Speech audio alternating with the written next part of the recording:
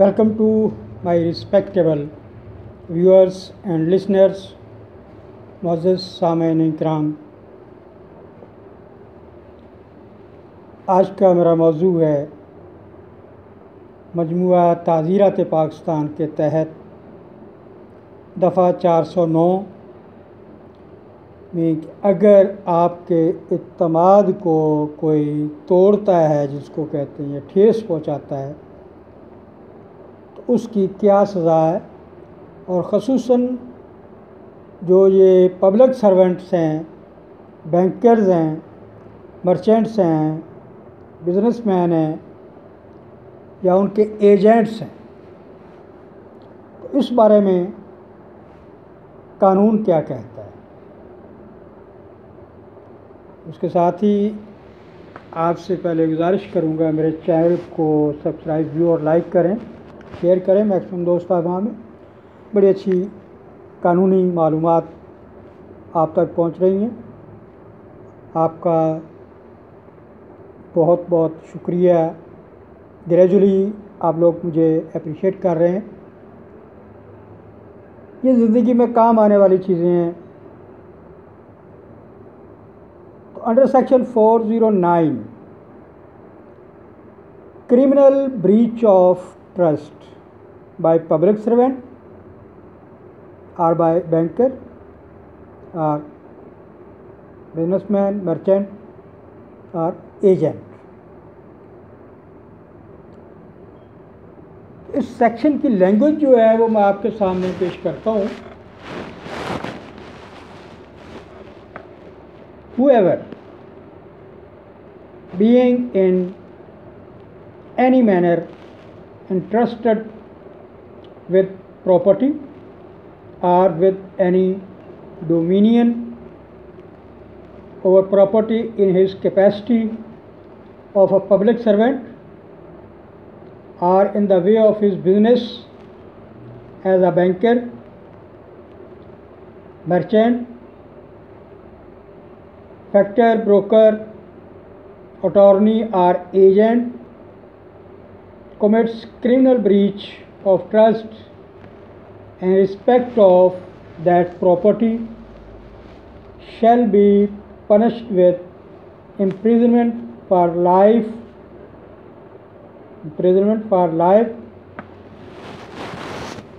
or with imprisonment of either prescription for a term which may extend to 10 years and shall also be liable to fine. तो ये तो था नाज़रीन इकराम इस section, इस दफ़ा की लैंग्वेज जो हम तक पहुंची कि ये क्या है, ये क्या कहती है, सेक्शन दफ़ा क्या कहता है। मजमुआ ताज़ीरात पाकिस्तान जो कवानीन है सज़ाओं के, उनके तहत तो इसमें ये आपने सुना, मैंने क्या कहा, यही ज़ुबान, यही लैंग्वेज, यही डेफिनेशन आप तक पहुंचा दी। उर्दू में, पंजाबी में बता देता हूँ कि अगर कोई आदमी आपके एतमाद को ठेस पहुंचाता है, ज़र्ब पहुंचाता है, तोड़ता है, तो वो क्रिमिनल ब्रीच ऑफ ट्रस्ट कहलाता है। अंडर सेक्शन 409 उसमें कोई गवर्नमेंट एम्प्लॉई हो, पब्लिक सर्वेंट जिसको कहते हैं, पब्लिक सर्वेंट हो, कोई बैंकर हो जिसके साथ आप कारोबार कर रहे हैं, कोई मर्चेंट हो, कोई बिजनेसमैन हो, कोई एजेंट हो, अटॉर्नी हो, और उसकी नीयत ये हो कि वो आपकी प्रॉपर्टी पे आपके जो कीमती अशिया या वैल्यूएबल सिक्योरिटीज़ हैं, पार्चा जाते हैं, उनको हड़प कर जाए, तो उसकी सज़ा फॉर लाइफ है, उम्र कैद। और इसके अलावा हालात तो वाक़यात की संगीनी और नय्यत के तहत कम से कम 10 साल की सज़ा और उसके साथ जुर्माना या फिर जुर्माना और सज़ा दोनों इकट्ठी भी हो सकती है। तो ये तो था दफ़ा 409 क्रिमिनल ब्रीच ऑफ ट्रस्ट।